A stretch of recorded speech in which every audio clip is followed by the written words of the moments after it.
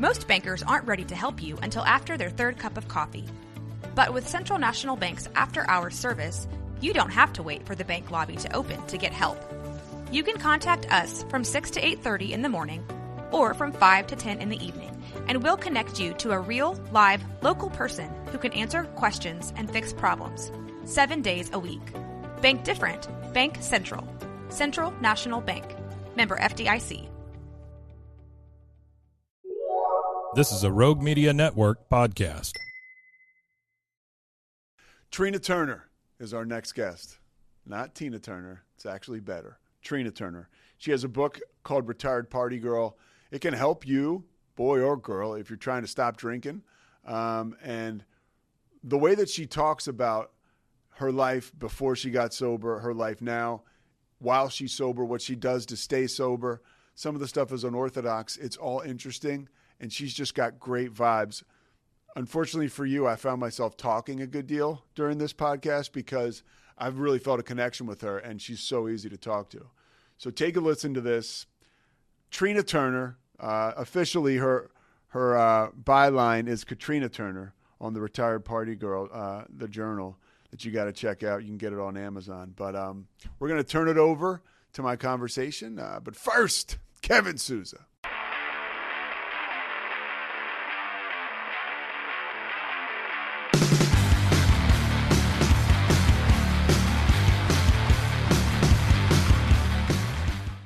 First of all, you're awesome. I've had my eye on you for a little while. The more and more stuff that you do that comes out, on social media, you're pretty open, obviously, about your story, and that is, and I've heard you talk about this too, and we'll get into that. But there's an accountability to that. Like you said, sometimes I feel like I might be cringe. I think that's the exact opposite, because I think we need people. I think I need, put it that way, for somebody who can like doom scroll every once in a while, like a positive light like you that's talking about being vulnerable about something. It's pretty amazing.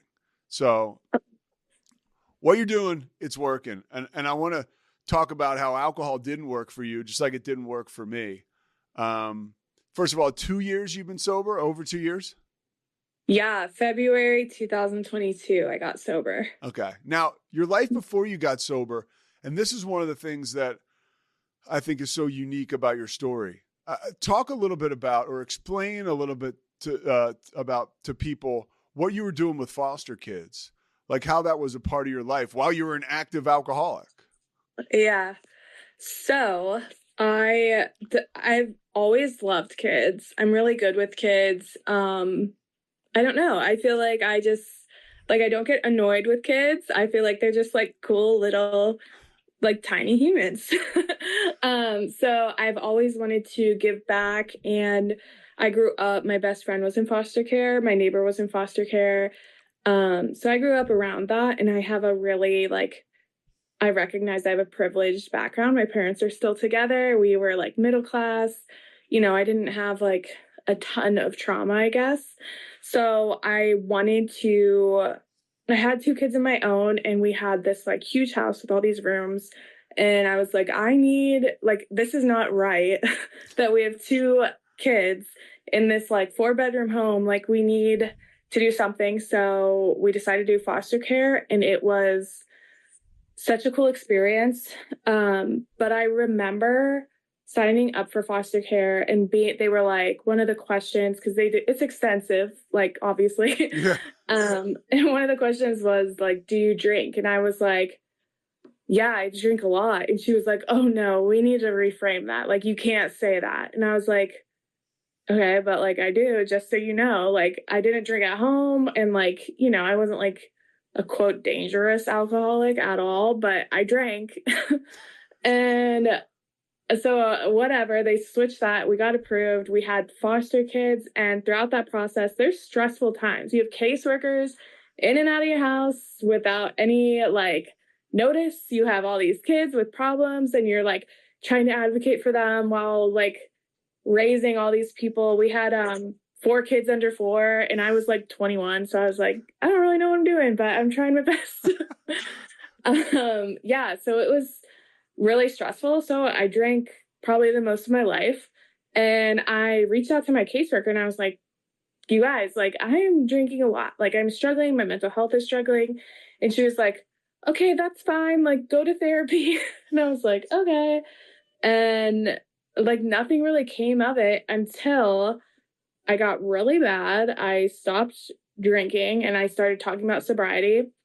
And and obviously I was like in foster care for a while because I was 21. I was turning 28 when I first got sober. And we were getting ready to renew our license. And they were like, you have to write a letter to us. Like, you talk about sobriety so much. Like, that's not okay. It was just so odd the way they phrased it. Like, they were okay with me like flipping my answers to say I don't drink a lot. But then when I'm like talking about sobriety, they were like, you can't talk about being sober. Like, Really? that's not okay. Yeah. It was the strangest experience of my life because I'm like, I'm literally talking about how I don't drink. How is that like a fault? Yeah. It was weird.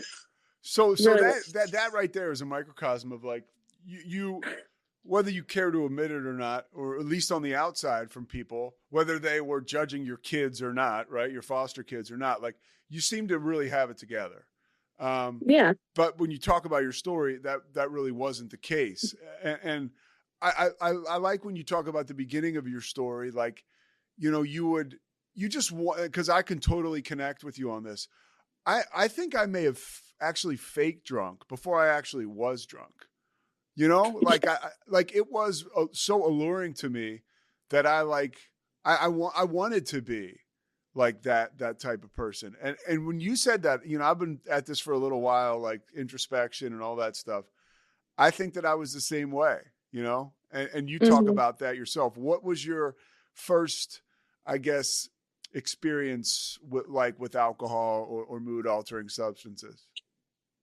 Well, I love like the party girl aesthetic. When I grew up, it was like really heavy on like the Jersey Shore era. So I was like, I want that. Yeah. I want everything about that. But I did not like alcohol. I didn't like the feeling of being drunk. It gave me anxiety. So I was like infamous for like taking a drink or a beer and like throwing it over my shoulder. And it's so weird that I like, when I look back on that, because I'm like, how am I the one that had a problem? Because I like faked it, you know, throughout high school and like young adulthood. Yeah, but I like loved when people like thought I was drunk at first. I was like, oh my gosh, like they think I'm really cool, like they think I'm fun, this is great. And then like slowly I started like building on that. And I think I was just building like a tolerance. And I realized I was becoming that like drunk party girl. And it wasn't cute because like you get out of control so fast that you don't even realize it. So instead of being like fake drunk, like you said, and like knowing what I was doing and like having that control button, the more I drank, the less of control I had.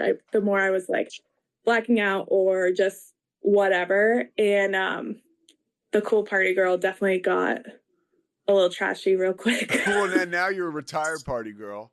Yes. And we'll get to that. That's like, you know, your title, your moniker, and it's kind of, you've based a lot of your efforts on recovery around that identity, but you do a really good job. Like, catch people up to what it was like for you and what happened. I mean, you mentioned, because I asked you about the foster kids, like you had kids early, in a relationship that wasn't so hot. Than you were in a good relationship, but talk about how the alcohol sort of turned on you. Yeah, so I feel like I've always been pretty messy as a person. I got pregnant when I was 19, when I was 20. I just turned 20, I got pregnant. And I had 2 kids within like a year, and they're like 12 months apart. So it was really like quick together. So you, by the way, real quick, you live in Erie. Yeah, Erie, Pennsylvania. So I grew up outside of Philadelphia. So you're towards like sort of like the Pittsburgh area. So I can, you know, respect. Yeah. That's how I describe it to people. I'm like, do you know where Pittsburgh is? Are you a Pirates fan, a Steelers fan? And well, where I live, like I grew up Steelers because of my family. But I'm actually in the middle of Cleveland, Buffalo, and Pittsburgh. Like they're the same distance. Okay. So My husband's a Bills fan. I don't really, you're going to hate this, but I don't really know a lot. So whoever I'm with, I'm like, go sports. This is great. Go sports. Yeah. My family's Cleveland or Pittsburgh, and then my in-laws are all Cleveland. So Okay. that's a mesh. All right. So back to, you grew up in that Erie area, but you were talking a little bit about, early goings and getting pregnant at 19 and then 2 kids that are a year apart. Yeah, so they're a year apart, and my daughter has a different dad who did not come around until she was 3 years old. So if you remember my timeline, my daughter's dad tried to come back in her life the same time we were having all of these foster kids, and I was drinking heavily. It was like all at one time, and that's a lot of stress. He's like not a very good person, and it was just really like stressful, like being around someone like that. So yeah, our marriage like really fell apart. We basically got married because I was pregnant and I was like, this is what we have to do. Yeah. And we were young, we didn't know any better. So it was really stressful. I moved out with the kids and like just had to like start fresh. And my idea of starting fresh at that time was whenever the kids weren't with me, I could go to the bar now, because what else did I have to do? I didn't have my kids. So I had no like theory on self-care or taking care of your body or anything. It was like, as soon as I dropped off the kids, I could go out, or as soon as whoever asked to take them, I could go out. And that was really not cool, because I was also single for the first time, living on my own at 25. Most people do that when they're like, 20, 21, but I had kids and was married so young. So I was kind of like revisiting what I thought I missed out on, I guess. And it was not fun. It was not cool to be the one who like can't handle their alcohol. And like all my friends were younger, because my friends my age were just then settling down or like in, taking their careers seriously. So I was just getting my hands on whatever I could that had an alcohol percentage and chugging it as fast as I could. Any drugs involved? Yeah. I don't think I was like, that was my problem though. Mm-hmm. I think I tried like cocaine a few times, and it was just so I could get drunker. Yeah. Like, it wasn't like I wanted to do it. It was like, oh, this can make you drink more. And I was like, cool, yeah, let's do it. Yeah, I can totally relate. Well, I can't relate so much because the first time I did cocaine, I was like, yeah, I'm going to do this every day for the rest of my life. So I was one of those people who like definitely had the problem with that. But you talk about something that is so, I think, just well put. No matter what recovery you're a part of in your sober journey, you talked about friends of yours that you'd grown up with, or people in the recovery community that had problems like with opioids. And they were like, okay, I'm not going to do that. I'm going to drink. And you talk about like you've buried like a handful of those friends, right? I mean, that's which I think is like, to hear you say that was really it was sobering for me, Yeah. Yeah. I think the opioid epidemic pandemic is like insane. So we had one year I think it was like 2018, we buried like 5 of our friends within 4 months, all from overdoses. And I have 2 like good stories, just because I feel like if people are listening, this is like really gonna help. The first one was my husband at the time's childhood friend. I was actually going to AA, so I was recognized I was drinking, and I went to an AA meeting. I've never been to AA before. I've never been back since. I went to this meeting with a girl who like swore AA was great. She was like, this is fine, you're gonna love it. And I went there and I saw him there, and I like talked to this guy, and I was like, he was like telling me how good he was doing, how sober he was. And that night he overdosed and died right after, like within hours. So that, when I tell people I don't trust AA, I think it's not that I don't trust AA. It's just like, that's connects it. And it was so sad, because they were like doing so well in my eyes, and they were like not drinking and then overdosed. And then the second one, this one, his name was Paul. I talk about him all the time. I love him. He's the best man at our wedding. He was just as much my husband's friend as he was mine. We've known him since we were both like, I don't know, like 14. And he had problems with drugs in college and stopped doing them. He was clean. He was fine. He would come out and drink. And we were all like constantly like, it's so cool that Paul had all these problems and now he can like, he's fine. He can drink with us. And like, I'd hear other people say that and they're like, oh no, he's fine now. He's good. He's good. And he was just like the best person, like would call our kids on their birthday. And like, we were young. We were like 22. Just great. And he just decided to do drugs again and died. And that was like a shockwave, like having someone you love who's doing good and doing the work and like you thought they were better. It like breaks your heart. And you like, to this day, I'll think about it and I'm like all these things he could be right now if he was just alive. Like all he had to do was stay alive. And it's a serious disease that we don't take seriously. And then people like will stigmatize like, oh, they died from drugs, blah, blah, blah. And it's like, that's not the only thing about them. They died because they were sick. Yeah. You know, and just like I'm sick. And, you know, just like if I know, so like I'm like AA, right? That's how I got sober. That rehab and like a halfway house, the whole thing. But, you know, I also started, my thought process when I started this podcast was like, I want to hear about everybody's way of getting sober because we're fortunate now, like there are other ways that people are getting sober. And, you know, I think it's awesome to talk about them, to talk about how you're staying sober today, how somebody else might be staying sober. And also, you know, how I'm staying sober. So when you went to those AA meetings, you had the one when you brought your daughter and the woman was a jerk to you. Oh my gosh. Yeah. And you left. That sucks. I'm sorry that happened to you. That should never happen, but whatever, that happened. That woman does not represent the Alcoholics Anonymous. I promise you. That's a bullshit situation that you found yourself in. I apologize. But what are you doing? Like, what made you feel like you could turn the corner in your sobriety journey? I know you had like 100 days a bunch of times, but like, you know, what does that look like when you tell people about how you did get sober? So yeah, I had 100-day stints all the time. And I think I had those stints because I wanted to get sober because I knew I should get sober. And like people were telling me I should stop drinking. And I don't think I actually like wanted to like in my soul or my heart or whatever. So I did try like both those AA meetings that I went to were both during one of my like 100-day stints. And just like you said, I think AA works for a lot of people. I'm not like anti-AA. Yeah. It was just, you know, two things. I was like, nope.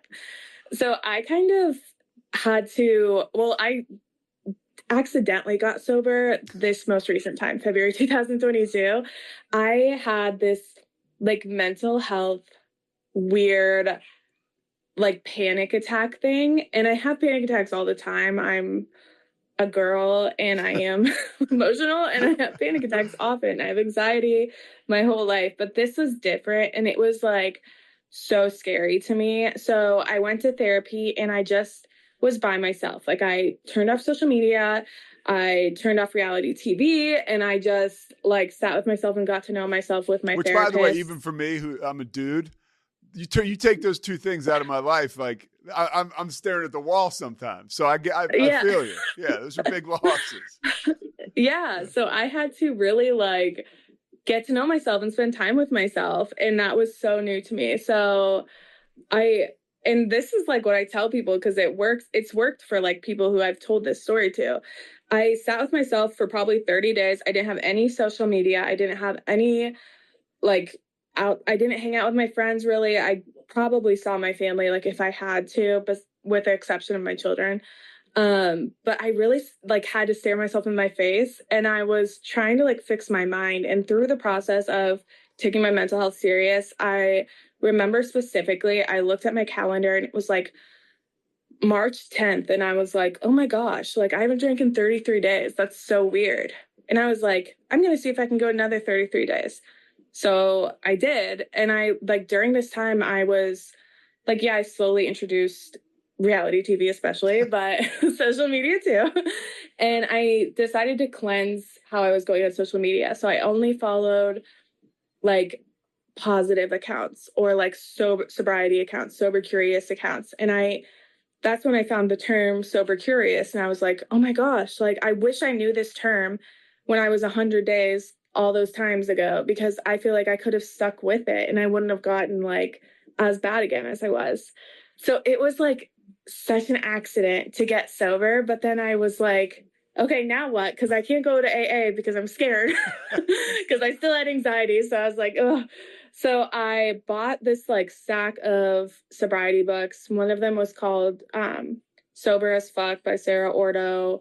I got I think it's called like We Are the Luckiest, and Annie Grace's This Naked Mind. And I read them and it was beautiful. I followed them all on Instagram.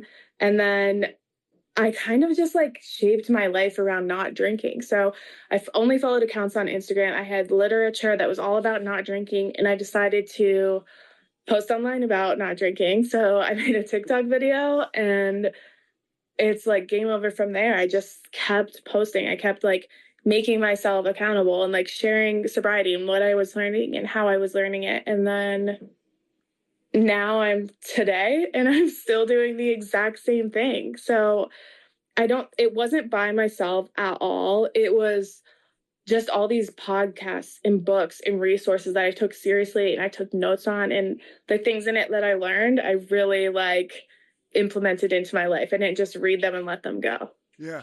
How much has your life changed? I mean, like you're Oh my talking gosh. to you like you're.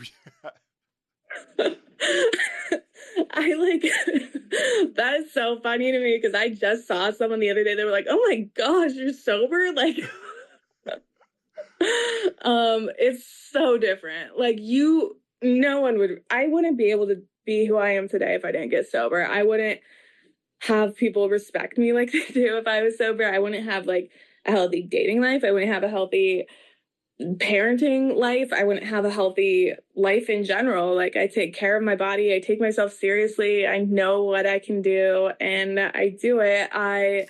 Even on like, I don't know, like a career level, like I have a really great, like 9-to-5 job that I love. It's not 9-to-5, I have a weird schedule, but it's like a pretty normal job. And then I get to do like these passion projects and like coach sobriety and like do a podcast and like all these things that I never would have done if I was still drinking. Yeah. What about those, what you're doing, like sober coaching, sober meetups, like these things that are now starting to pop up that are great ways for people, younger people in particular, to just sort of get a taste of what's going on out there.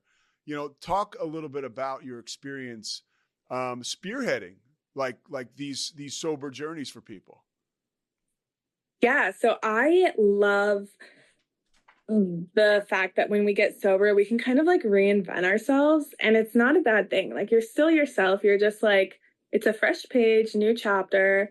And I realized I needed friends that were sober, had the same mindset. So I went to the internet, and that's a great place to meet new friends because you can meet people from all over. And as I was meeting these people, I was like, we need to do events in person. And there were a few here and there. None of them fit my schedule. So I was like, whatever, we're going to do it ourselves. So my first one was in Seattle. I met with Alex, who does this amazing like nonprofit. It's called Sober City Movement. And I just like spoke and met all these people. We had mocktails. It was my first experience with like mixologists that weren't bartenders. Yeah. So it was really cool. And then we created Sober City Summit with my friend Michaela from Two Sober Girls podcast. And we just really wanted to showcase what sobriety can do for you in like an up-leveled atmosphere. Like you're allowed to like dress up and be like fancy-ish, because I don't know if I'll ever be fancy, but just like celebrate your sobriety. And we did a panel to like give all of this really like good, nutritious information about sobriety to people.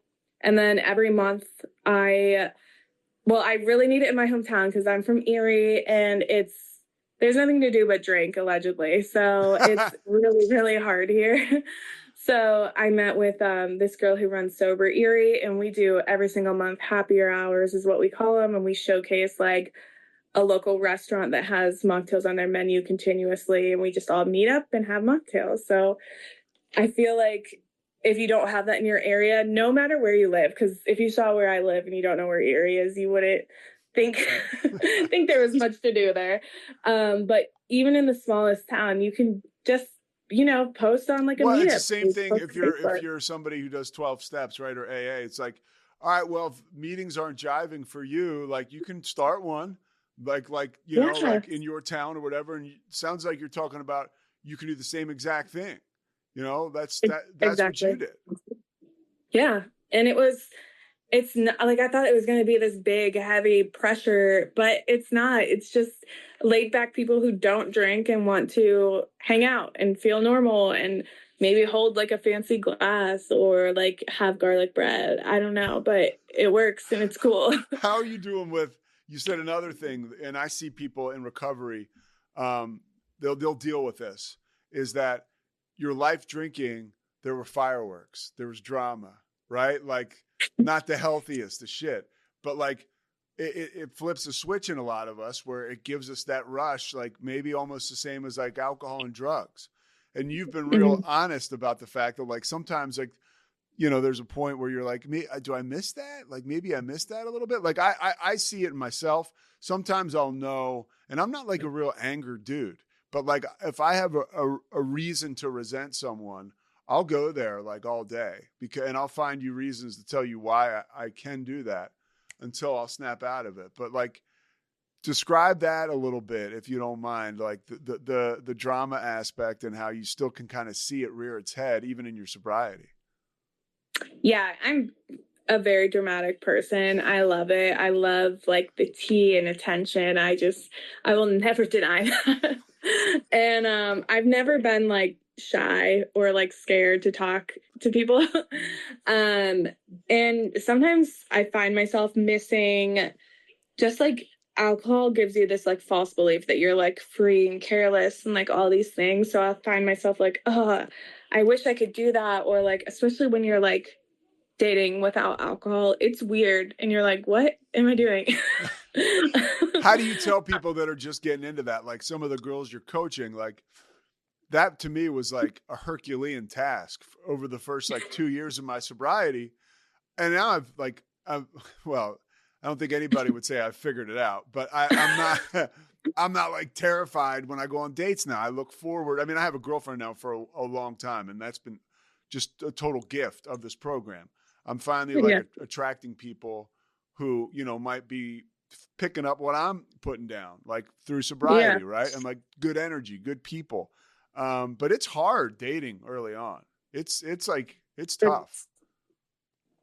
It really is. And like, if they're like me, I've been pretty open about this too. Like I used drinking as self-harm, but I also used like hookup culture as self-harm. Like I would drink and like hook up with people and be like, this is fine. Like, even though like I didn't know them or maybe I didn't even want to do it, but I was like, they're expecting this of me. I'm just going to do it.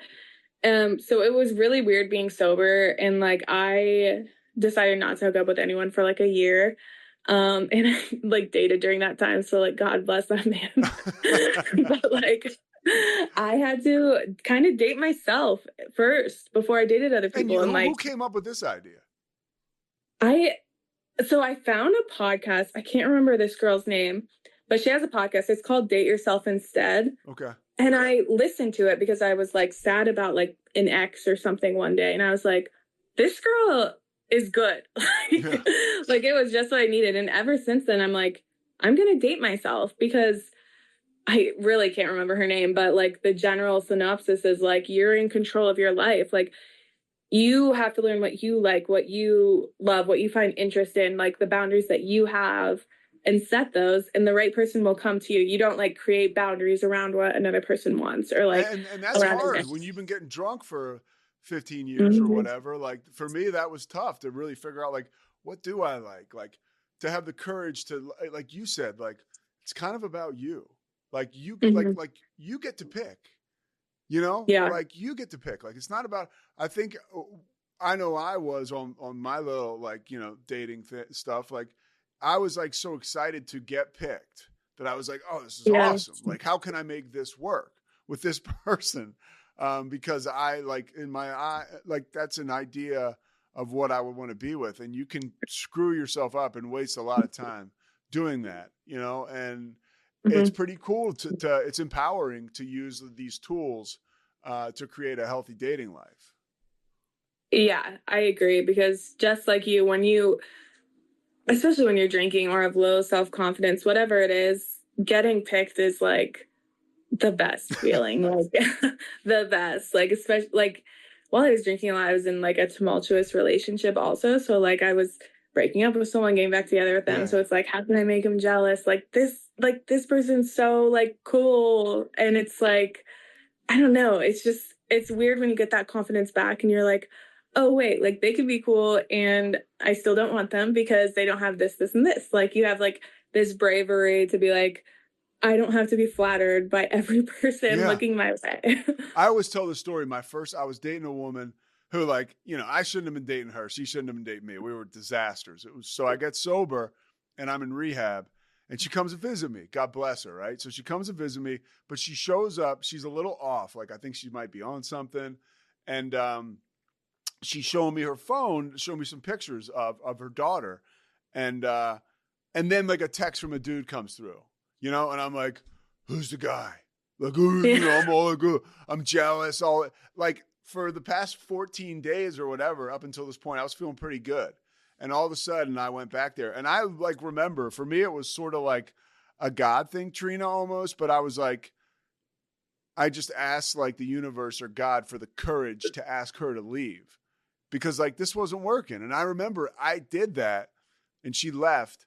And it was like the first esteemable thing I'd done in such a long time. Like, in order to have a conversation that was anywhere near difficult, I had to get drunk, so to do that in sobriety, and she got up, she left. And I was like, wow, like this works. I can do this stuff. It's simple, but it's not easy. Yeah. And that's exactly it. It's simple, but not easy. Yeah. So when you so I guess what were we talking about? Because I threw you off with talking about, I'm all over the place. I got interested when you were talking about coaching. Oh no, okay. So you're coaching and stuff like that. Like, how do you do that? Like, how do you? Because you mentioned dating, and then I started asking you about all that. So when you're coaching and you're helping these young women through is it women and men or just women? Mostly women. Okay. I think I have like one guy. Okay. But yeah, mostly women. Okay. And who? Yeah. The book that you wrote, right? Yeah, journal. Yeah. I mean, so it's a journal and it's Retired Party Girl, right? Yep. Retired Party Girl journey. Yeah. Describe that. So it's a 45-day reset based on, like I was talking about, my first like 45 days in sobriety. So I am a really like emotional, romantic person. I believe in like going like all the way into your feelings. So every day is like a really in-depth question, not just like, how are you feeling today? It's like, I don't know, just all these like really, really good, juicy questions to help you get to know yourself. Cause I think working on your mental health while getting sober is important. And it's broken down into 3 15-day sections. It has all this like beautiful self-work and like, it's also full of grace. Like you can count your sober days. You don't have to. You can be sober curious, whatever. It helps you practice gratitude. And I kind of created this because I needed that when I was getting sober. And I think if I would have had that in my hand, it would have been so cool to look back like today. If I had that like all written down, I would have loved that. Like what a cool keepsake to have. Yeah. And also I want a low cost resource because I'm a coach and I also just started doing like strategy sessions for sobriety, but like not everyone has the time to have a coach. Not everyone has the time to like, or that has like the extra like income to like get those services. So I really, really, really want something someone can just grab and it's affordable. And as long as they like stick with it, it'll work. Yeah. We'll put the link in the show notes, but it's the Retired Party Girl and it's on Amazon. I mean, that's as easy as it gets. Yeah. right? Yeah. So easy. It's paperbacks. You can use highlighters. You can, like I just started like taping like little cutouts from magazine in my journal that I have. So like it's cool because I wanted something like easy to use. What's it been like for you to get feedback on this light you're putting out into the world? I mean, we go from somebody who's like having a mental break to now somebody who's celebrated and is able to celebrate themselves. It's really validating. I think probably for the last year, I've been getting a lot of feedback on like, I'm so proud of you. Like, you're doing amazing. I think the best feedback is I had someone from we were equally like really bad relationship, but I had them reach out to me and nothing like bad or anything. They were just like, I am so proud of you. Like, I always knew you could do this. You just needed the effort. You just needed like the faith in yourself. And it almost like brought me to tears because it's like everyone I think has this power to do these like amazing things. And you don't have to be like living in like a big city or like, doing all these things. Like I'm in the country in my bedroom right now talking and I'm just sharing my story. Like I'm just sharing what I did. So I think we just have this really cool voice that needs heard. So it's just really, it's really beautiful to like know I was the same person at my worst as I am today. I'm just, a little highlighted today and I love that. How do you stay away from that? Like, what are some of the tools you use? Like, because you talk about your toolbox, I talk about a toolbox. Like when you're finding yourself like, okay, like stirring up drama that doesn't need to be stirred up. Like I'll do that. Like I've gotten so much better at like the space between the thought and the actual action where I'm just like, okay, like I'm going crazy here. Like I want attention. I want people to, like this, like I went back to see my mom with my older brother and I were hanging out and we're all so close, but like my mom is talking and she's not looking at me. She's just looking at my brother because he's older than me. And I'm like, the fuck, I'm over here once again. I'm like getting like, I'm totally getting screwed. I'm getting no love. And then I'm able to be like, all right, let's just turn that off and just sit down and don't talk for a while. And then it ultimately goes away. But like, how do you exercise those tools if you have an example, something like that? Yeah. So I get part of being so emotional is I get my feelings hurt so easily. And I struggle with like the difference between, is it me being dramatic or is it like me needing to stick with my boundary? So I very clearly every single Sunday, so it's like a ritual for me. I sit down and I write, I don't call them goals. They're more like little like boundaries I have for that week. So like if it's a busy week with work, I will like be like, okay, this week I'm going to like set aside time for this no matter what. But then if it's like on my day to day, if I'm just like, I really want to drink right now, I want to go out, like I miss that version of myself, I will intentionally wash my face, even if I'm not wearing makeup, and put on comfy clothes. And I'm like, okay, I'm going to take a nap. And if I still want to go out, then I'll go out. And every single time I don't want to go out. And I know that sounds silly, but I swear as soon as I do it, it like calms me. I don't have the cravings anymore. I'm like, oh no, I'm fine. Like I just need to like calm down, like reset myself. And I think everyone has their like form of self-care. So if you're not a napping person like me, just like really get to know your self-care. Maybe it's going for a run. Like if you're like, oh, I want to go out, like, okay, I'll go out after this run though. And then like go run a few miles. And then like, once you get that, what is it? Like serotonin, like back in your system. Totally. Yeah, it really the game. shuts it down. I like to run and work out. Like that's really part of my recovery. I know you're training for like some kind of marathon now, right? Yeah. And that's another thing. I'm like, oh my gosh, who am I? Like, I grew up in a basketball family. My family is insanely tall. Like my brother's 6'5". Everyone's tall except for me and my dad. And my whole family plays sports. They're all like into it, all athletic. Not me, never was. I was just like there. I played like softball, I think, but I was like outfield and like didn't want to be there. And now I'm running marathons and I'm training and I'm eating healthy and taking care of my body. And it's so weird. Like I just ran 10 miles yesterday and I'm really? like, who am I? Wow. Yeah. And that's a whole nother, like, for me, like that mind, body, spirit, it's just a whole nother breakthrough when you can, because that feels pretty damn good when you run 10 miles. One, because you ran 10 miles, and two, because there's things that happen in your brain that make you feel good. Have you, I got a couple more minutes with you. Have you found that place where there are things that have replaced like the alcohol and drugs, like that make you feel good? You know, because I've found that like connecting with other alcoholics, right? Like being vulnerable with other alcoholics, like putting myself in a position where I can maybe help another alcoholics, like that gives me the juice that alcohol and drugs used to give me. I never thought there was any chance of that happening. You know, I just wanted not to die, you know, like legit. And I had no other options and I had no money.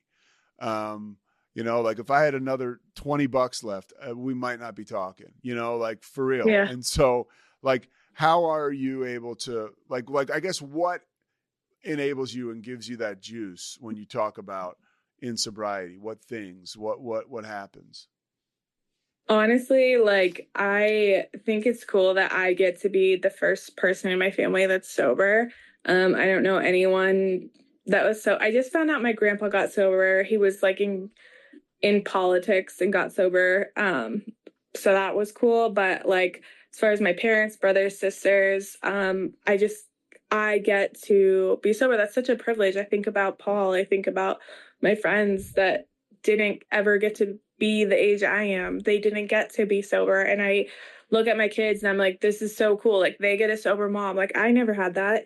I never like had a sober resource to like, you know, just like have there all the time, like to be able to like lean on. So I just think about those things and it will immediately like bring me back, especially if I'm like craving alcohol or something. I'm like, if I start drinking, then I'm just going to be like everyone else. I'm going to let my kids down. Like, even if they don't notice the difference, like I will, that'll definitely, if I picked up a drink again, that would be detrimental to how I am as a parent. And I just think parenting is something I don't take lightly. So I don't want to go backwards. What is something that you tell people that are asking you, hey, what can I do? How do I stop drinking alcohol all the time? I tell them the most important thing is to really spend time alone. That's my number one thing. Get off social media, even if it's for like a week, do it for a week. Just like, you don't have to delete all your accounts, just delete the apps.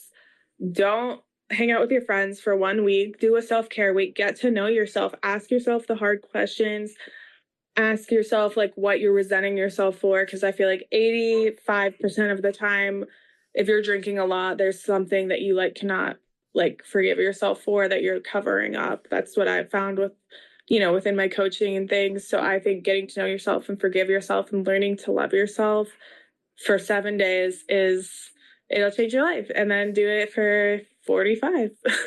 And then do it by for the way, 2 yeah, you years. didn't say it, but I'll say it. Buy a retired party girl and give it a shot. Because the thing is, this is like so life and death, right? And if somebody's asking you or me or another sober person, like, how do I do it? Or what can I do? Like, it's worth like whether it's going to a meeting or buying your book or listening to podcasts, like it's worth the effort of trying to move forward and figure out, you know, what's out there in sobriety. There's a lot of good vibes out there. Yeah. And that's why, like, I say, like, I feel like my repetitiveness might be like cringy to some people, but it's life-saving to even just one, then I don't care. And it is. Every sober post that you see that like you remember is really life-saving. And it, you know, it gets etched into your brain when you're trying to recover. So I think exactly what you said. You just have to like I lost my train of thought. But no, I get what you're saying. I totally understand what you're saying. And it goes back to like you accentuate the positives. You're showing people, you know, how you're doing in sobriety. You're accountable. And I love like the social media because there's so much bullshit out there, like negative stuff on social media. So like, you know, be a light like you're doing. Yeah, exactly. You just don't be scared. Like, I don't like, what's the worst that's gonna happen? Someone from your like high school's gonna make fun of you? Like, okay, that's fine. Yeah, 100%. All right, anything else before I let you go? I know you get a lot going on today. Not really. I'm just really happy that you had me come on and talk about being sober. I love it. It's an important conversation to have, and I think there needs to be more people talking about it. So I'm really grateful. Well, I'm grateful too. I'll send you the link when this comes up in the next couple of days, but I really appreciate what you're doing and the light you're shining out there. Thank you. I appreciate you too. All right. Reach out whenever. Have a great rest of the day, Trina. All right. You too. All Bye. right, bye-bye. Thanks so much for listening to the Payoff with Pete. Once again, I'm Pete Souza. And of course, we are part of the Rogue Media Network. All kinds of good podcasts you can find at roguemedianetwork.com. And of course, you can find this podcast and all those other ones wherever you get your podcasts, iTunes, Spotify, other spots like that.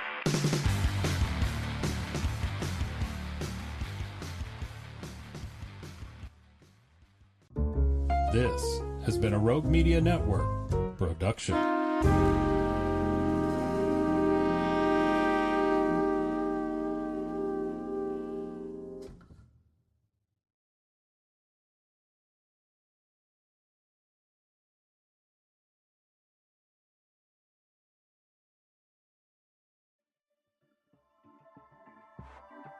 This has been a Rogue Media Network production.